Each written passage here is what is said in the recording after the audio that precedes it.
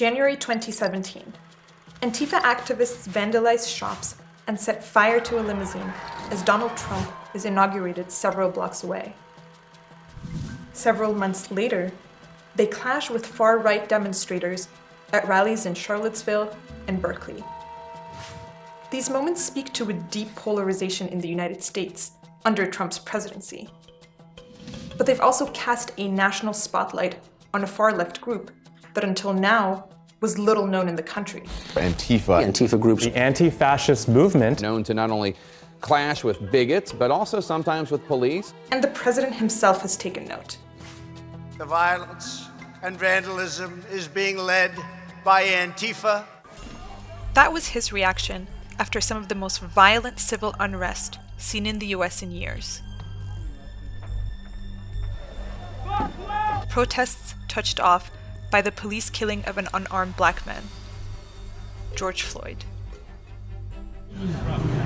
Please, I can't breathe. Trump has also vowed to designate Antifa a domestic terror group, despite little evidence of its role in the unrest. But that is not as straightforward as it sounds. Antifa could not be characterized as an organization. So what is Antifa all about? And what makes it so controversial? Let us unpack that for you.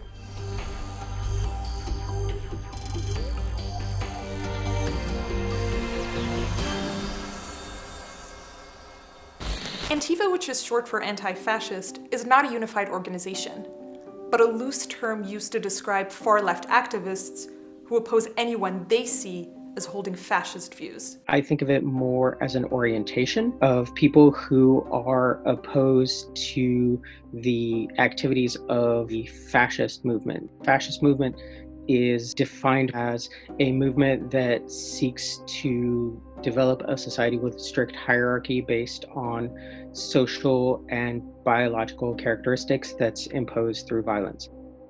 This is often taken to include white supremacists, homophobes, xenophobes, and racists. Antifa want to stop the far right from having any presence in society, from trying to embed themselves in communities and present their ideas as common sense and grow their political power. In addition to that, Antifa activists tend to be opposed to the values of capitalism. There are a lot of contemporary anti-fascists who view capitalism as a form of systemic oppression, in that it is engendered with inequality and exploitation of workers. Groups that identify with the Antifa label are most commonly found in Europe and North America. But anonymity, along with the lack of structure and overlap in ideas with other leftist groups, makes it hard to know exactly how many people count themselves as Antifa members. People who are part of Antifa groups don't only do Antifa things, they're also environmentalists and unionists and other kinds of activists and organizers. Anti-fascism is more of a counter-movement because anti-fascism is a social movement, but it's specifically oriented towards opposing another movement. To understand why Antifa is more of a counter-movement, it's important to look at its history. In the 1930s, a wave of nationalism was sweeping through Europe, most notably the rise of the Nazi regime here in Germany. This is when Antifa first arrived on the scene. The creation of the anti-fascist action in 1932 was a reaction to a Nazi assault on members of parliament of the Communist Party, and it was thought as creation of a united front against Nazism in Germany. The historical Antifa fought street battles with Hitler's followers until it was forcibly disbanded in 1933. But that legacy of resistance resonated for decades to come. Post-war Antifa organization tried to continue the denazification in Germany in the 1950s, struggled for reparation, supporting the victims of forced labor under the Nazi regime, a work that continued till the late 90s. And in more recent years, Antifa activity has been fueled by the growing popularity of the far right and right-wing violence in Germany. We always had right-wing terrorism in Germany after World War II. Just some examples. In 1980, 13 people died in the Oktoberfest bombing which was carried out by a neo-Nazi group. Between the year 2000 and 2011, 9 migrants and a police officer died by the hands of a Nazi group.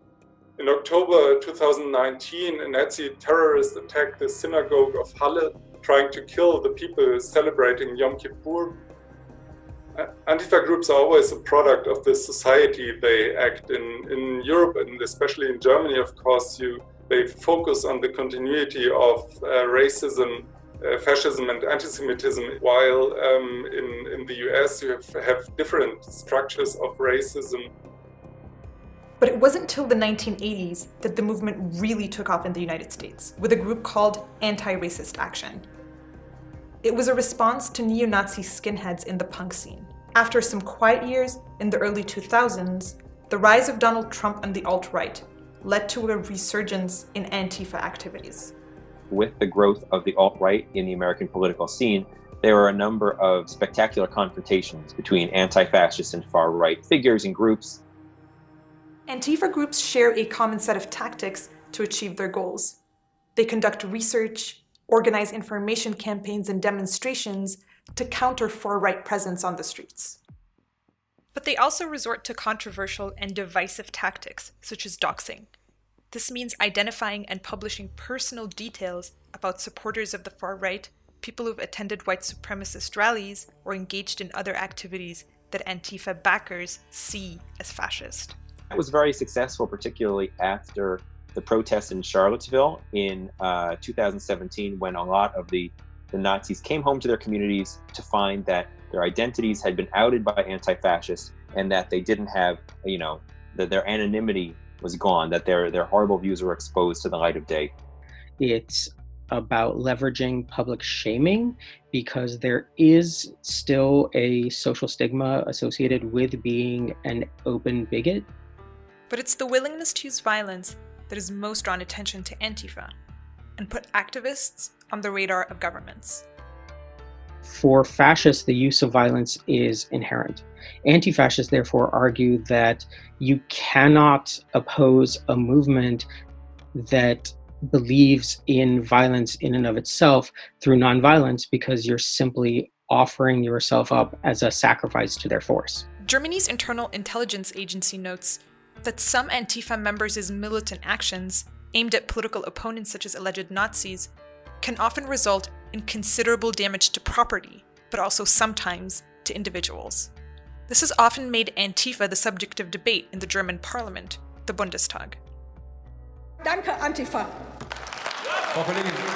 Wer als Politiker die Antifa unterstützt, macht sich mit gewalttätigen Verfassungsfeinden gemein. Antifa's use of violence also often draws criticism from others on the left, like thinker Noam Chomsky.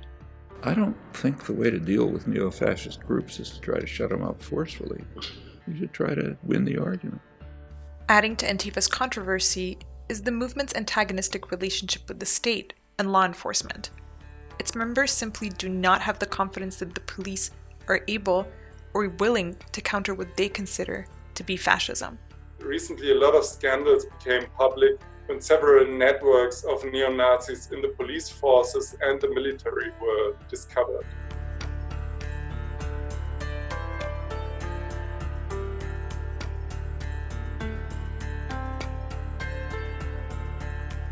Yet despite Antifa activists' views on violence and their willingness to take matters into their own hands, evidence suggests that the damage they have done has been majorly overplayed.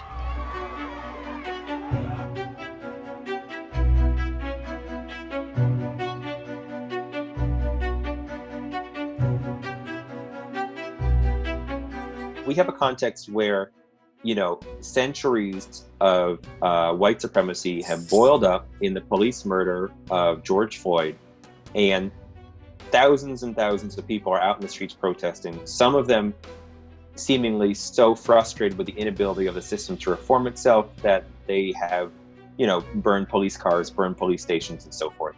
And so there's very clearly a connection between the grievance of the murder of George Floyd and this outpouring of rage and destruction, which is a damning indictment of the American carceral system, police system. But rather than addressing that, rather than having that really difficult conversation, Trump wants us to blame all of the destruction on this sort of shadowy, nefarious boogeyman of the Antifa.